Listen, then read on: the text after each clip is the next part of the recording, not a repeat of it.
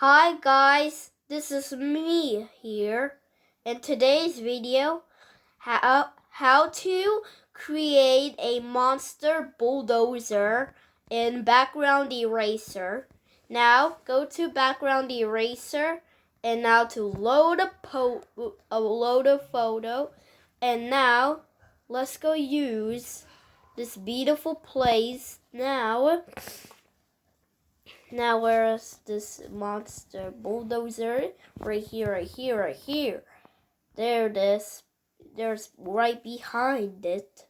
Now, boom. Done.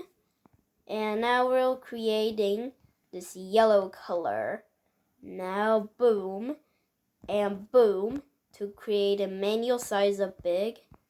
These wheels are cool. But zebra has the coolest known stripes in the world. But yes, zebra. But yeah, that's right. Now, yes, that's right.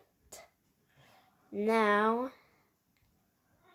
let's go creating yourselves a monster bulldozer. Now I'm almost at done and done. Now, I hope you enjoyed this video. Please subscribe and ring for information bells on. Bye!